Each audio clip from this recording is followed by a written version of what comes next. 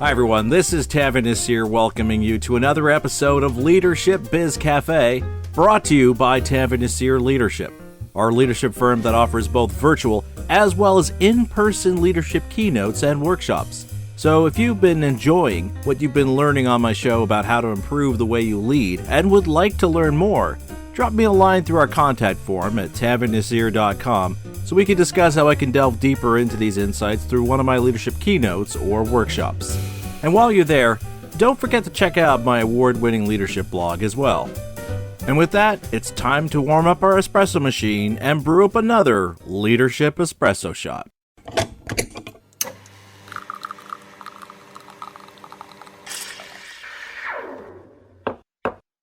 In a recent piece I wrote for my leadership blog, I shared various measures leaders should be employing to ensure they're not only avoiding the creation of silos in their organization, but the more damaging and divisive mindset of looking at people in terms of us versus them.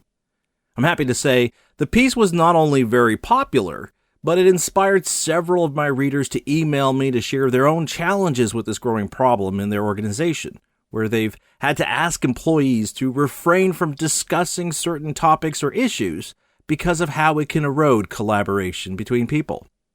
Of course, there were a few readers where the problem was less of how to avoid this issue as what to do when a toxic workplace takes hold in your organization. And sadly, this is a question I do get from some people who attend my leadership keynotes. Now, while each situation is different and comes with its own set of variables and constraints that leaders have to work with, there are nonetheless some threads these different toxic workplace scenarios share in common. So, from that lens, what I'd like to do in this Leadership Espresso Shot is share 4 steps that will help cure a toxic workplace in your organization. And the first step you need to take is to identify and rally what I call change champions in your organization. And the reason why this is the first step towards curing a toxic workplace has to do with understanding how our brain operates. Neuroscience has shown that our brain is hardwired to avoid threats in our environment. More specifically, how those neural signals we get from our different senses are processed first through this lens of whether it's a good or bad experience. And this is done before our higher brain functions are able to create a context for what we're seeing, hearing, or feeling.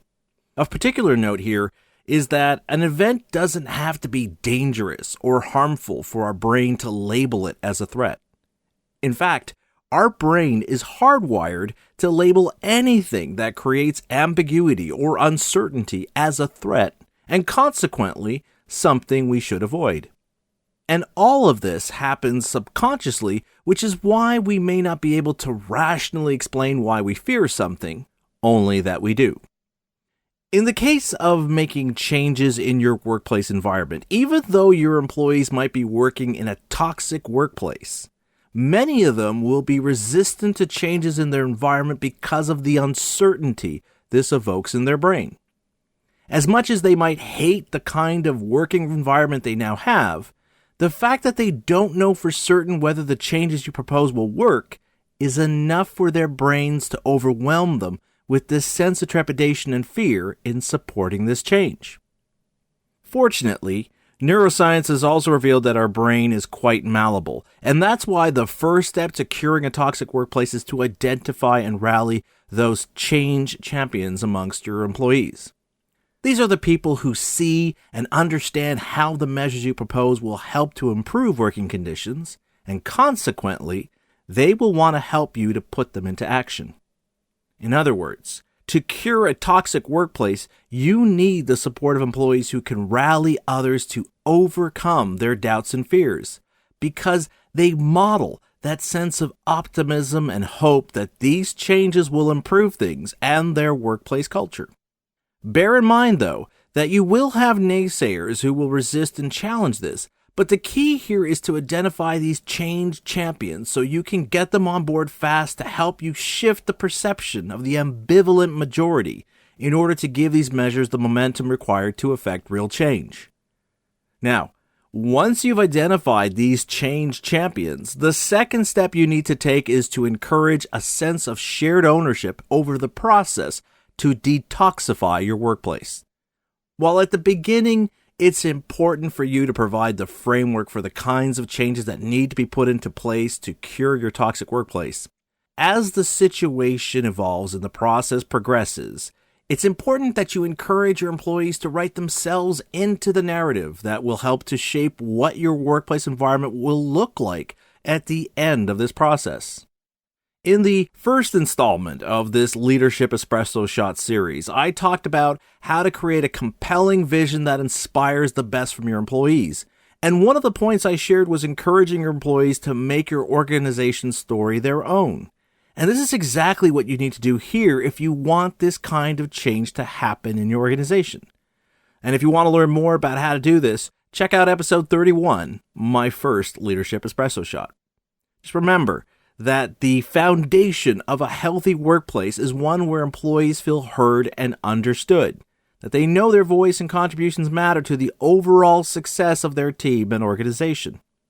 After all, the inverse is one of the conditions that's often associated with toxic workplaces, one where employees feel disrespected and undervalued. The third step you need to take to cure a toxic workplace is to start small to minimize risks and earn quick wins. And this brings us back to that first step I shared about addressing how our brain is hardwired to focus more on avoiding threats at all costs. Now, with any kind of change initiative, you're bound to experience gains and losses. But when it comes to curing a toxic workplace, it's important to not let these inevitable setbacks impede your efforts to improve the working conditions of your employees. That's why it's important that you don't let the urgency of detoxifying your workplace influence the size and scope of the measures you're trying to implement. Rather, what you should do instead is focus on putting into action small measures that will help you to not only minimize risks, but also allow you to get some quick wins to prove that things can be improved. One other point I'd like to bring up here is that you should also make sure that you create a set of specific metrics that will allow you to provide hard facts to back up these perceptions.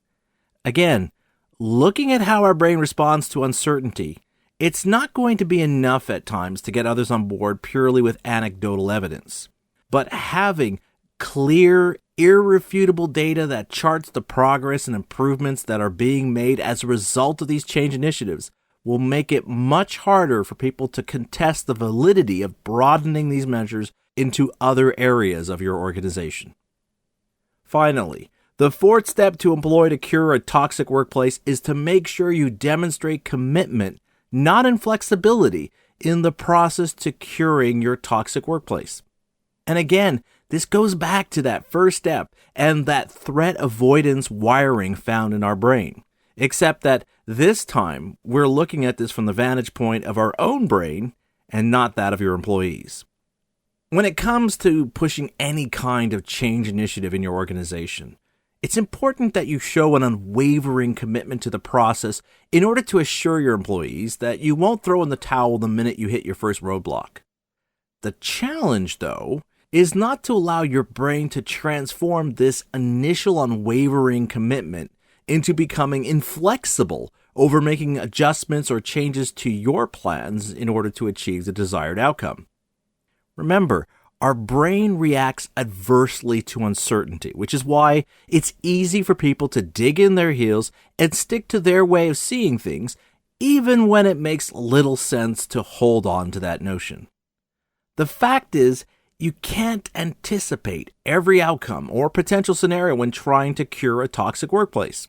So while it's important that you show your commitment to curing this toxic work environment, you have to be mindful that you don't become so rigid in your perspective that you fail to take into consideration what new information reveals about what's really going on. And again, this goes back to that second step of encouraging a sense of shared ownership with your employees over this process. That to improve the way we work, we can't lose sight of the importance of listening to differing viewpoints, to ask questions, and learn from the experiences of others, as this is a critical factor to transforming a toxic work environment into one where everyone is empowered and driven to commit their best efforts to that shared purpose. And with that, we come to the end of another cup of Leadership Espresso Shot.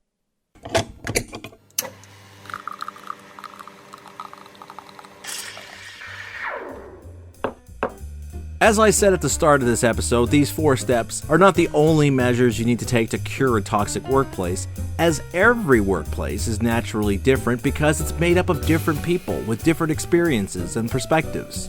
But employing these 4 steps will nonetheless help you to not only cure a toxic workplace, but create that much needed space to address the underlying issues that let this kind of negativity take hold within your organization in the first place.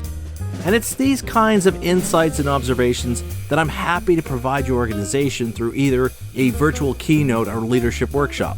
We've been doing more virtual keynotes lately, and if you'd like to learn more, just drop me a line through our contact form at tanvinasir.com. And if you enjoyed this or previous episodes of my leadership podcast, I'd appreciate it if you could share it with your network. Easiest way to do this is to simply share a link to our podcast page at tanvinasir.com/LBC. There you can not only play every episode of our show using the built-in media player, but you can also find links to subscribe to our show on iHeartRadio, Spotify, Apple Podcasts, Deezer, Pandora, Google Podcasts, and Stitcher Radio so you can catch our latest episodes as soon as they're released. And with that, I'm Tanvin Nasir, and you've been listening to Leadership Biz Cafe.